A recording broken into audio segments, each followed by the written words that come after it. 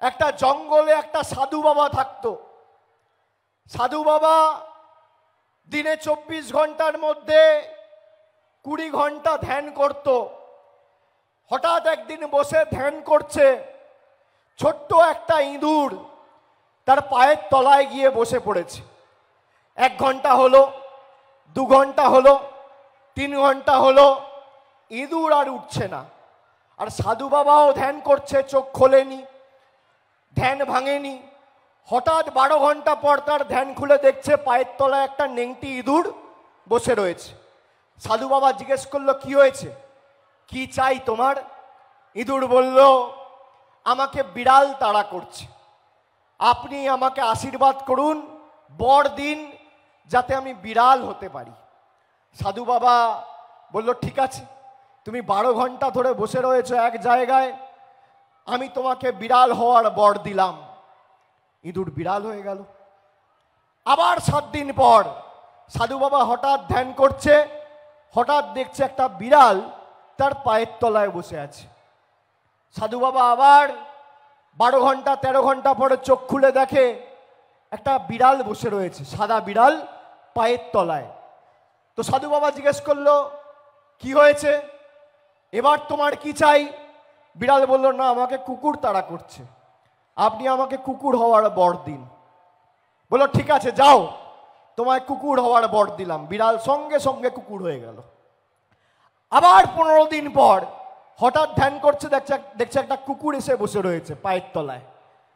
সাধু বাবা বলল, হঠাৎ ধ্যান খুলে দেখলো কুকুর বসে আছে। বললো, কি হলো? এই তো তোমাকে বর দিলাম, তুমি ইঁদুর ছিলে, তোমাকে ইঁদুর থেকে বিড়াল করলাম, বিড়াল থেকে কুকুর করলাম, এখন আবার কি চাই?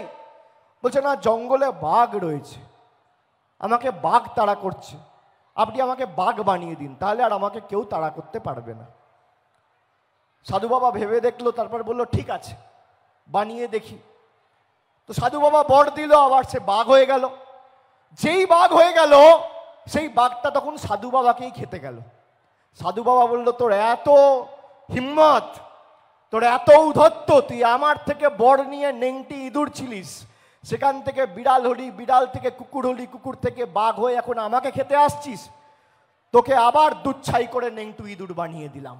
আবার সে নেংটি ইঁদুর হয়ে গেল। আপনি এই বিজেপিকে নেংটি ইঁদুর থেকে বিড়াল, বিড়াল থেকে কুকুর, কুকুর থেকে বাঘ বানিয়েছেন। 19 তারিখ আপনার সুযোগ আবার বাঘটাকে নেংটি ইঁদুরে পরিণত করার।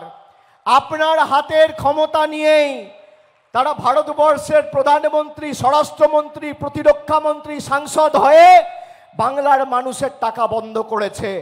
আগামী 19 তারিখ সেই বাঘগুলোকে, কাগুজে বাঘগুলোকে নেংটি ইঁদুরে পরিণত করার সুবর্ণ সুযোগ হাতছাড়া করবেন না।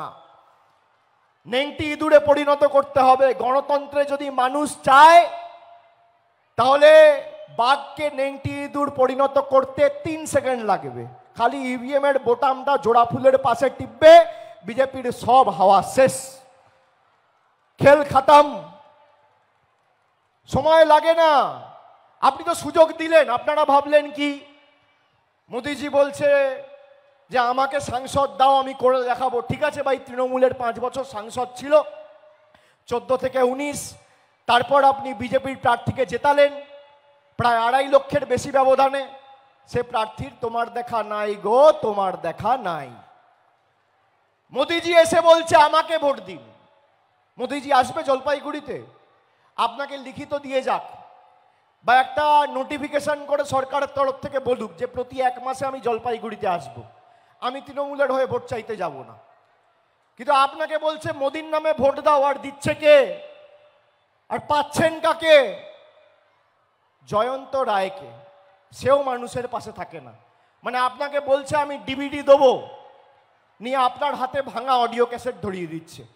আপনি এই প্রতারণা, এই ফাঁদে পা দেবেন? দেবেন? দেবেন মায়েরা? দেবেন?